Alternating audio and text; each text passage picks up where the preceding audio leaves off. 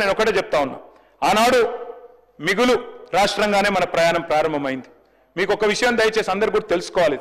మేము ఆనాడు తెలంగాణ ఉద్యమంలో ఉన్నప్పుడు పెద్దలు కేసీఆర్ గారు, పెద్దలు జయశంకర్ గారు ఎప్పుడు చెప్పేవారు, తెలంగాణ 1948లో సర్ప్లస్ స్టేటే, 1956లో ఆంధ్రాతో కలిసినాడు సర్ప్లస్ స్టేటే, 68లో ఉద్యమం ప్రారంభమైనాడు మొదటి దశ ఉద్యమం ఆ రోజు సర్ప్లస్ స్టేటే, 2001లో సర్ప్లస్ స్టేటే, 2014లో సర్ప్లస్ స్టేటే, 2025లో కూడా సర్ప్లస్ స్టేటే, మిగులు రాష్ట్రమే. నేనేదో ఊరికే చెప్పట్లేదు అధ్యక్ష. సర్ప్లస్ అంటే ఏంది అధ్యక్ష? సర్ప్లస్ అంటే అధ్యక్ష, తెలంగాణ రెవెన్యూ రిసీట్స్ ఉంటాయి, తెలంగాణ రెవెన్యూ ఎక్స్పెండిచర్ ఉంటుంది. రెవెన్యూ రిసీట్స్ అంటే రాష్ట్రం యొక్క సొంత పన్నుల ఆదాయం, పన్నేతర ఆదాయం, నాన్ ట్యాక్స్ రెవెన్యూ. అదే మాదిరిగా మనకు కేంద్రం నుంచి వచ్చే సెంట్రల్ షేరు, అదేవిధంగా గ్రాంట్స్ ఇన్ ఎయిడ్, ఈ 4 కలిపితే రెవెన్యూ రిసీట్స్ అధ్యక్ష. రెవెన్యూ ఎక్స్పెండిచర్ అంటే జీతాలు, పెన్షన్లు, మిత్తీలు, అదేవిధంగా సబ్సిడీలు, ఈ 4 అధ్యక్ష. రెవెన్యూ ఒకవేళ రెవెన్యూ ఇన్కమ్, రెవెన్యూ రిసీట్స్ కనుక రెవెన్యూ ఎక్స్పెండిచర్ కంటే ఎక్కువ ఉంటే we are revenue surplus. Today I'm going to share the details with you sir. మీరు 2014లో రాష్ట్రాన్ని మాకు అప్పచెప్పినప్పుడు ఆనాడు కాంగ్రెస్ పార్టీ 369 కోట్ల రెవెన్యూ మిగులుతో మాకు అప్పచెప్పింది. మళ్ళీ మేము తిరిగి మీకు అప్పచెప్పినాడు 2023లో 5,944 కోట్ల రెవెన్యూ సర్ప్లస్ తో మీకు అప్పచెప్పినాం. ఈరోజు మీరు బడ్జెట్ ఇక్కడ పెట్టినారు, ఏం పెట్టారు? ఇందులో 2,700 కోట్ల రెవెన్యూ సర్ప్లస్ అని పెట్టినారు. నేను అడుగుతా ఉన్న బట్టి విక్రమార్క గారిని, పెద్దలు ముఖ్యమంత్రి గారిని, అధ్యక్ష తెల్లారలేస్తే చెప్తారు అధ్యక్ష అప్పులు వడ్డీలు కట్టడానికే మాకు డబ్బులు లేవని. వాస్తవమైంది అధ్యక్ష. మరి అయితే మీరు బడ్జెట్లైనా తప్పు చెప్తుండ్రు, లేదా బయటనైనా తప్పు చెప్తుండ్రు. ఒక దిక్కేమో మీరు సర్ప్లస్ చూపెడుతున్నారు. సర్ప్లస్ అంటే ఏంటిది? జీతాలు గట్టంగా, మిత్తీలు గట్టంగా, పెన్షన్లు ఇయ్యంగా, సబ్సిడీలు ఇయ్యంగా మా దగ్గర 2,700 కోట్ల రెవెన్యూ మిగులు ఉంది అని మీరే బడ్జెట్లో చెప్పినరు. మరి ఇంకో దిక్కేమో అప్పుల కోసం అప్పులు తెస్తున్నాం, వీఆర్ నాట్ సర్ప్లస్ స్టేట్ అన్నట్టు, మనం ఏదో నిజంగా చిప్పబట్టుకొని నిల్చున్నట్టు ఈ రకంగా మాట్లాడడం మంచిది కాదు అధ్యక్ష. నేను మొత్తం సబ్జెక్టే మాట్లాడుతున్నాను సార్. సబ్జెక్ట్ టైం ఎట్లా డిసైడ్ చేసినామంటే కేటీఆర్ గారికి 30 మినిట్స్, మహేశ్వర్ రెడ్డి గారికి 15 మినిట్స్, అక్బరుద్దీన్ ఓవైసీ గారికి 15 మినిట్స్, సిపిఐ సాంబశివరావు గారికి 5 మినిట్స్, శంకరయ్య గారికి 30 మినిట్స్.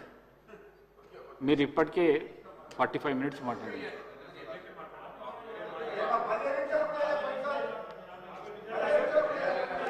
దయచేసి మరొక 45 నిమిషాలు ఇవ్వండి, నేను కంప్లీట్ చేస్తాను సార్. ఎందుకంటే నేను సబ్జెక్టే మాట్లాడుతున్నా తప్ప వేరే విమర్శ కూడా చేస్తలేను సార్.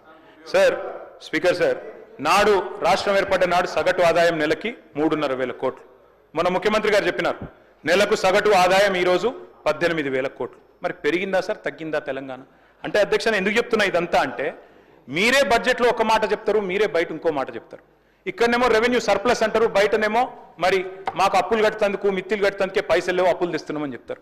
ఇంకోది అధ్యక్ష, మీరే సోషియో ఎకనామిక్ అవుట్లుక్లో చెప్పినారు కమిటెడ్ ఎక్స్పెండిచర్. కమిటెడ్ ఎక్స్పెండిచర్ అంటే ఏంది సార్? మీరు అప్పులు, వడ్డీలు, జీతాలు, పెన్షన్, ఈ 4 కలిపి కమిటెడ్ ఎక్స్పెండిచర్.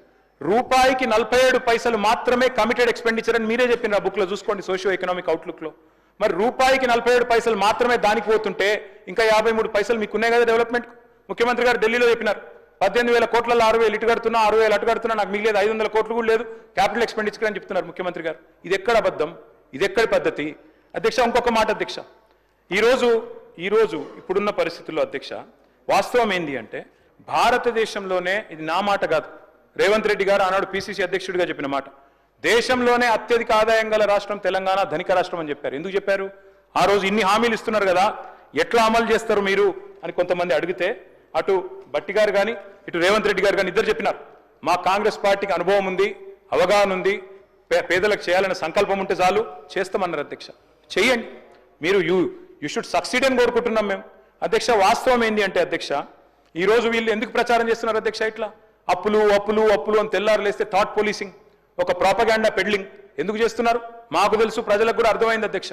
ఎందుకు అంటే అధ్యక్ష, వీళ్ళు అలవిగాని హామీలు ఇచ్చి 6 గ్యారంటీలు 100 రోజులని అఫిడవిట్లు పెట్టి, బాండ్ పేపర్లు పెట్టి, మొత్తం కలిపి డిక్లరేషన్ల పేరిట 420 హామీలు ఇచ్చి ఈరోజు కేవలం వాటిని ఎగ్గొట్టడానికి, 420 ఎన్నికల హామీలను కట్టగట్టి ఏట్లో పారేయడానికి, అదేవిధంగా గ్యారంటీలను గంపగుత్తగా గంగలో కలిపేయడానికి, డిక్లరేషన్లను మూటగట్టి మూసిలో బారేయడానికి ఇవాళ అప్పులు అప్పులు అప్పులు అంటూ సాకులు వెతుకుతున్నారు అధ్యక్ష. ఇది వాస్తవం అధ్యక్ష.